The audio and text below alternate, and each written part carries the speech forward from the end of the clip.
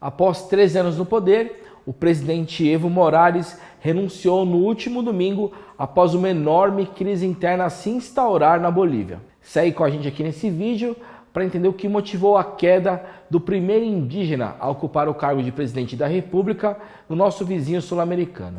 O primeiro começa com o professor Antônio de grandes proporções. Eleito presidente da Bolívia em 2005, Juan Evo Morales Ayma foi o primeiro indígena a ocupar o cargo de presidente da República no país. E durante 3 mandatos consecutivos, foi o responsável por um amplo processo de redistribuição de renda em toda a Bolívia.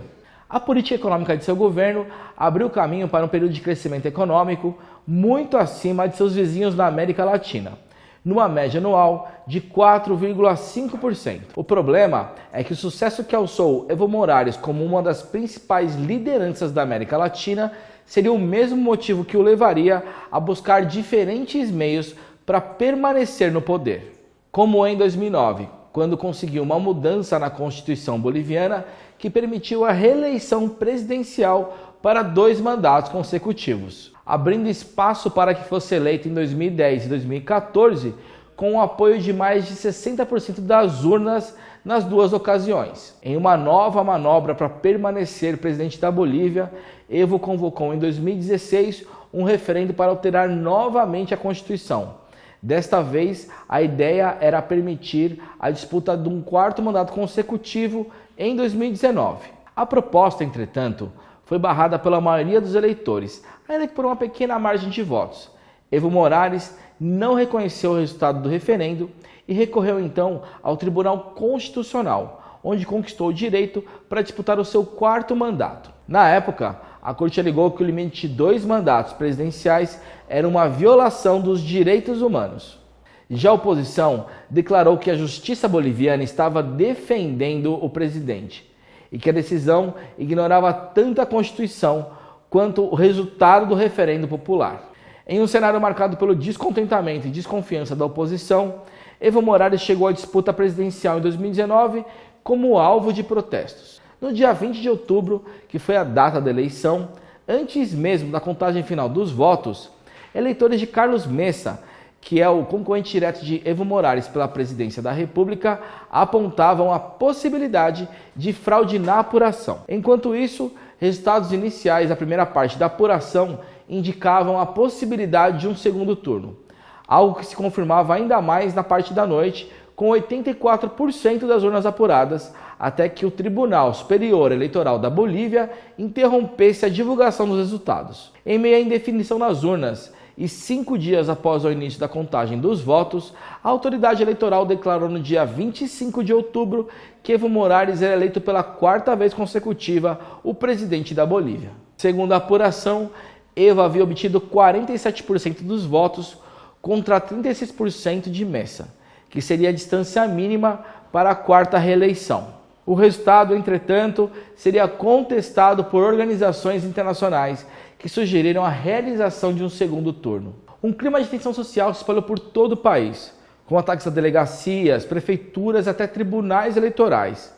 As casas de 3 governadores da irmã de Evo Morales, a Esther Morales Ayma, inclusive foram até incendiadas. Em um dos episódios mais violentos daquela semana, a prefeita da cidade de Vinto, Patrícia Arce, foi feita refém por opositores, que cortaram seu cabelo, pintaram seu corpo de vermelho e a obrigaram a andar descalça por quilômetros até que a polícia pudesse resgatá-la. Livre e não vou callar.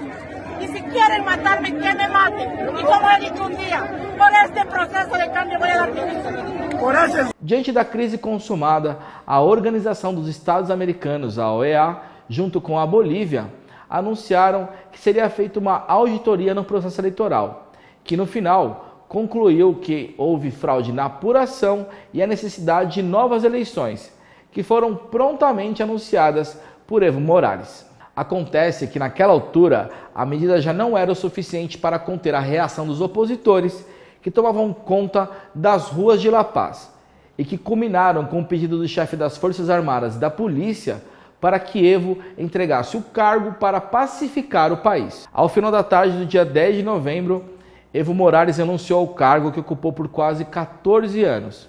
Em seu discurso, ele disse ter sido vítima de um golpe cívico, político e policial. Por que tomei essa decisão? Para que Messa e Camacho não sigam perseguindo meus irmãos dirigentes sindicais. Para que Messa e Camacho não sigam queimando a casa dos governadores de Oruro e Chuquisaca. Lamento muito esse golpe cívico e de alguns setores da polícia que se juntaram para atentar contra a democracia, contra a paz social com violência, com amedrontamento para intimidar o povo boliviano.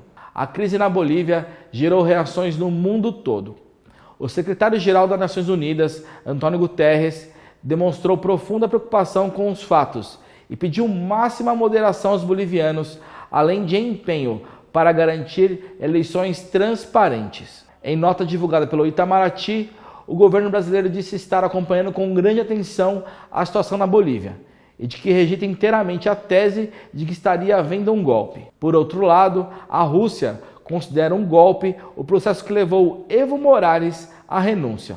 Em nota, o Ministério das Relações Exteriores de Moscou lamenta que a busca por soluções construídas pelo diálogo tenha sido superada pelo que eles chamaram de golpe de Estado organizado. O presidente da Rússia, Vladimir Putin, e Jair Bolsonaro se reunirão nesta quinta-feira, dia 14, durante a cúpula dos BRICS, para debater, entre outros assuntos, a situação da Bolívia. E o que acontece agora? A saída de Evo Morales deixa um rastro de indefinição política na Bolívia, porque embora a Constituição preveja como sucessores o vice-presidente, o titular do Senado e em seguida o presidente da Câmara dos Deputados, todos os suplentes renunciaram aos cargos que ocupavam. Foi por conta de todas essas renúncias que a senadora Jeanine Áñez, representante da oposição contra Evo, assumiu interinamente a presidência do país. Política da ala conservadora, a advogada era a segunda vice-presidente do Senado, tornando-se a primeira na linha de sucessão. Com uma Bíblia em mãos, Jeanine discursou no balcão do Palácio Queimado, onde prometeu realizar eleições o mais breve possível. Queremos convocar novas eleições o mais cedo possível, com autoridades honestas, de mérito, capacidade e que sejam independentes. Do México, onde recebeu asilo político do chanceler mexicano, Evo Morales condenou a nomeação. O golpe mais astuto e desastroso da história do país foi consumado. E você? O que achou de toda essa crise política na Bolívia? Deixa sua opinião aí nos comentários e se você gostou do vídeo, não esquece de deixar um gostei e também de assinar o nosso canal para saber dos nossos próximos conteúdos aqui no YouTube.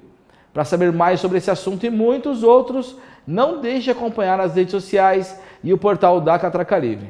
Esse vídeo fica por aqui e a gente se vê em breve em mais um Giro Catraca Livre.